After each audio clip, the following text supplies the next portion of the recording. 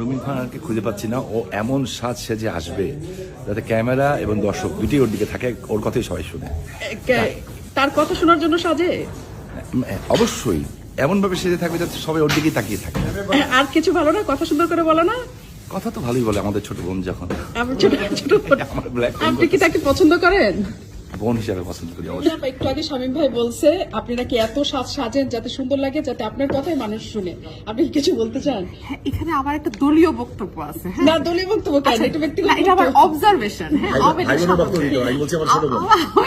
সম্বন্ধে ওনারা সুন্দর কিছু দেখলেই মনে করে এটা আর্টিফিশিয়াল। আমি জানি না কেন, এটা কিন্তু পুরান সমস্যা।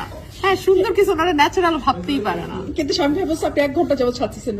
আমি ঘুমাইছিলাম, আপনি জানেন। আমি আজকে চ্যানেলে একটু আগে আসছি, টায়ার্ড ছিলাম। আপনারা আমার একটা রেস্ট রুম দেখাচ্ছেন, আমি ওদিকে ঘুমাইছিলাম। আপনি সাক্ষী। শামীম ভাইয়ের কেমন লাগে? এটা রাজনৈতিক উত্তর না, ব্যক্তিগত উত্তর।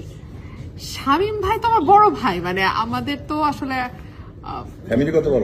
বহুত পুরানো আসলেই বড়। আমাদের পারিবারিক। বিয়ে করবেন? এই যে কবে করবেন? এই যে গ্রাম দেশের প্রশ্নটা আসবেই আসবে। কবে করবেন? এটা আমি নাজনীন মুন্নিস দ্য লাস্ট পারসন যার কাছ থেকে আমি এই প্রশ্ন আশা করি।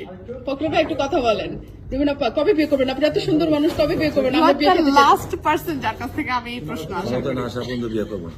কে? ও ঠিক করছে ক্ষমতায় না আসা পর্যন্ত বিয়ে করবে না। এই জন্য আমাকে ক্ষমতা ছাড়তে হবে। আমার সিট ওকে ছেড়ে দিচ্ছেন। এই রুমিন আপা দেখছেন, সত্যি ক্ষমতা না আসলে বিয়ে করবেন না? এগুলা কি অনলাইনে যাইবো?